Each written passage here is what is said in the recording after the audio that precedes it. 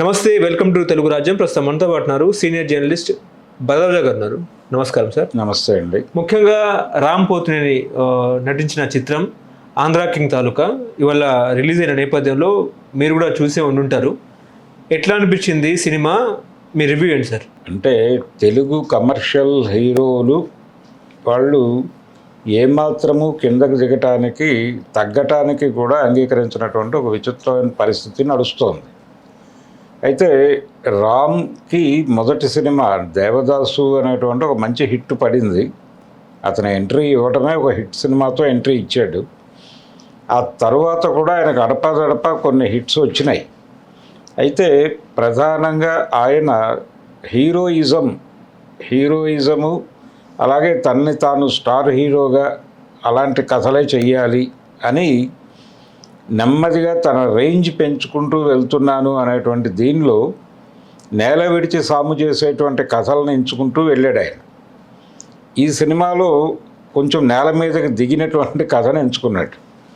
అది కొంత కొత్తగా అనిపించింది. సినిమాలో పెద్దగా ఊహాతీతమైనటువంటి మలుపులు అలాంటివి ఏమీ లేవు. సినిమా చాలా రొటీన్గా నడుస్తుంది. పెద్దగా ఆడియన్స్ గందరగోళ పడకుండానే కథ ఉంది.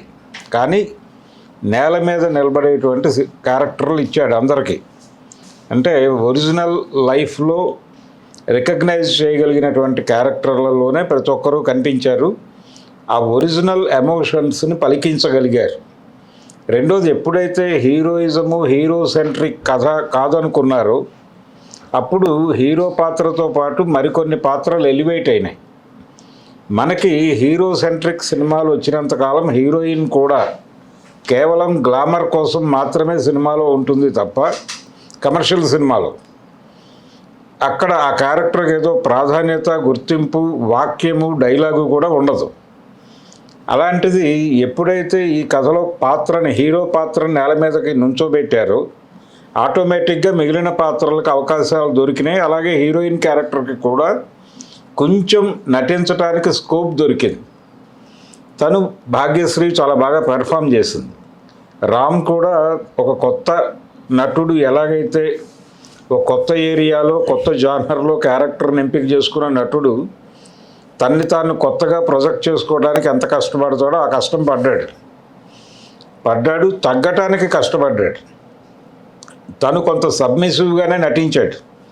అది కొత్తగా అనిపించింది ఆడియన్స్కి. అందుకని సినిమా అందులో ఏదో అద్భుతాలు లేవు, విఎఫ్ఎక్స్ గ్రాఫిక్స్ తాలూకా మాయాజాలం లేదు. ఒక గ్రామంలో జరిగేటువంటి కథ, ఆ గ్రామంలోనూ ఆ గ్రామానికి కొంచెం పక్కన ఉన్నటువంటి ఒక లంక గ్రామానికి మధ్యలో జరిగేటువంటి కథ. అక్కడ ఆ లంక గ్రామంలో ఉన్నటువంటి జనాలకి ఇక్కడికి ఒక క్లాస్ స్ట్రగుల్ ఉంది, ఒక క్లాస్ కాంట్రడక్షన్ ఉంది అనేది చెప్పే ప్రయత్నం చేశాడు డైరెక్టరు. కానీ ఒరిజినల్గా అది క్యాస్ట్ కాంట్రడక్షన్గానే చెప్పుంటే బాగుండేది. కాకపోతే తెలుగు కమర్షియల్ సినిమా ఇంకా ఆ అడుగు వేయటానికి సంకోచిస్తున్నటువంటి పరిస్థితిలోనే ఉంది. అందుకని అటు వెళ్లకుండా చాలా పద్ధతిగా తెలుగు సినిమా పరిధిలో మించకుండా ఇది క్లాస్ కాంట్రడక్షన్ మాత్రమే అనే చెప్పే ప్రయత్నం చేశాడు. కానీ డైరెక్టర్ గారు మనకి స్క్రిప్టు అలాగే దాన్ని నేరేటివ్ స్టైలు చూస్తే మాత్రం ఇది క్యాస్ట్ కాంట్రడక్షన్ అనే విషయం అర్థమవుతూనే ఉంటుంది ఆడియన్కి. అలా ఒక మంచి డిజైన్ చేసుకుని వెళ్ళే డైరెక్టర్. అతనికి అనుభవం ఉంది, కన్నడ సినిమాలు చేస్తున్నాడు.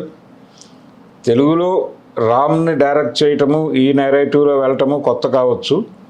ఇది ఒక అభిమాని ఆత్మకథ, ఒక అభిమాని బయోపిక్.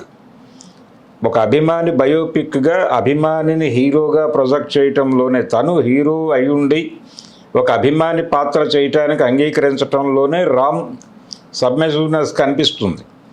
తన్ని తాను తగ్గించుకోవటం అనేది చేసి తీరాల్సిన పరిస్థితి ఉంది అని గుర్తించాడు ఆయన. ఇటీవల కాలంలో వచ్చినటువంటి వరుస ఫెయిల్యూర్స్ నుంచి నేర్చుకున్న గుణపాఠం ఆధారంగా ఈ స్క్రిప్ట్ చేశాడు.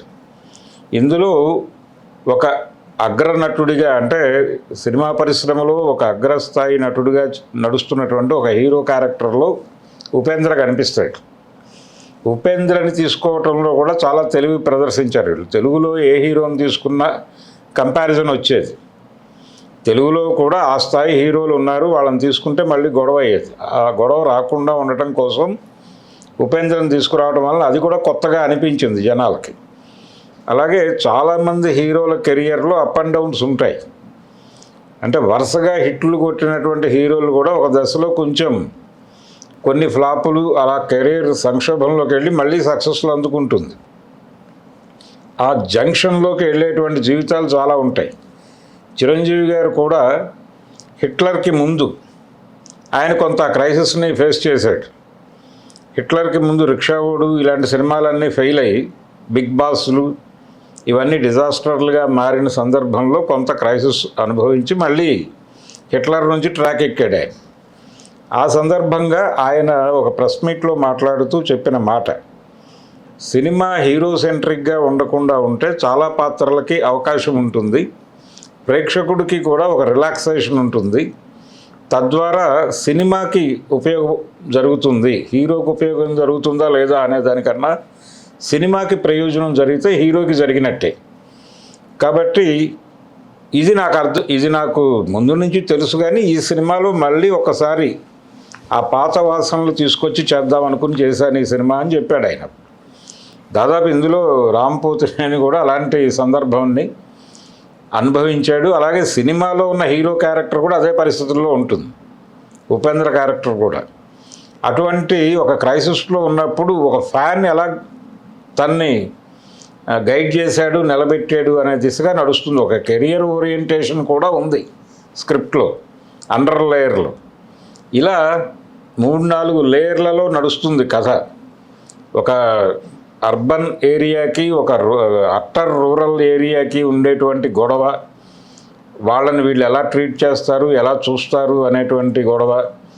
అలాగే ఒక లవ్ స్టోరీ ఉంది. ఆ లవ్ స్టోరీ కూడా ఒక క్యాస్ట్ కాంట్రడిక్షన్ ఉన్నటువంటి ఏరియాలో జరిగేటువంటి ఒక ప్రేమ కథ ఉంది. ఎలా అవతల వాళ్ళు యువతల వాళ్ళని కంట్రోల్ చేస్తారు, వ్యవస్థ మీద వాళ్ళకున్న పట్టు ఎలా ప్రదర్శిస్తారు, ఈ ఎలిమెంట్స్ అన్నిటినీ చాలా పద్ధతిగా వాడుకుంటూ వెళ్ళాడు డైరెక్టర్. అందుకని సినిమా కొత్తగా ఉంది. తెలిసిన కథే, ఏం జరగబోతోందో కూడా అర్థమవుతూనే ఉన్నప్పటికీ చిన్న చిన్న సర్ప్రైజింగ్ ఎలిమెంట్స్తో కథని ఆడియన్స్ని ఇబ్బంది పెట్టకుండా నడుపుకుంటూ ఎంగేజ్ చేసుకుంటూ వెళ్ళాడు. అందుకని సినిమా బాగానే ఉంది, పర్లేదు. ఇది అద్భుతం గొప్ప సినిమా అని చెప్పలేం, కానీ ఒక మంచి సినిమా చూసి బయటకు వచ్చామనే ఫీల్ అయితే ఆడియన్స్ కలిగించగలిగారు. హిట్ అయింది అనుకోవచ్చా? ఇది అంటే ఇప్పుడు హిట్ అంటే సద్దినోత్సవాలు జరుపుకోవడం ఇలాంటి కార్యక్రమాలు లేవు కదా. ఏదైనా 4 వారాల సినిమా అనాలి. ఇప్పుడు 4 వారాలు అంటే 4 వారాలు కాదు. శుక్రవారం రిలీజ్ అయితే శుక్ర, శని, ఆది, సోమ 4 వారాలు అయిపోయింది కదా అనే పరిస్థితి. మండే నిలబడితే నిలబడినట్టు. మంగళవారం నుంచి అంటే ప్రతి మండే ప్రతి సినిమాకి ఒక డెడ్లైన్గా మారిపోయింది. అక్కడ నుంచి డ్రాప్ మొదలవుతోంది. అంటే ఆడియన్స్కి రకరకాల ప్లాట్ఫామ్స్ పెరగడంతో పాటు థియేటర్లు కూడా పెరిగాయి. అంటే స్క్రీన్ షేరింగ్, ఇప్పుడు స్క్రీన్ కదా, ఇప్పుడు మల్టీప్లెక్స్లు ప్రతి ఏరియాలోనూ 2 మల్టీప్లెక్స్లు ఉంటాయి, 20 స్క్రీన్లు ఉంటాయి అక్కడ. కాబట్టి ఇదివరకు రోజుల్లో ఆర్టీసీ క్రాస్ రోడ్లో మెయిన్ థియేటరు, మిగిలిన చోట్ల ఒక 4 సెంటర్లో వేసి అప్పుడు 100 రోజులు 175 రోజులు చూసేవాళ్ళు. ఇప్పుడు ఆ పరిస్థితి లేదు. ఇది సోమవారం వరకు నిలబడితే గొప్ప విషయం. హలో, తెలుగు రాజ్యం ఛానల్ చూస్తున్నారా? సామాజిక రాజకీయ జీవన చిత్రణే తెలుగు రాజ్యం. అతిశయోక్తులు అసత్యాలు ఉండవు. రాజకీయ కోణం కాదు, ప్రజా కోణమే కొలబద్ద. తెలుగు రాజ్యం వీక్షణ మీ ఉత్తమ అభిరుచికి నిదర్శనం.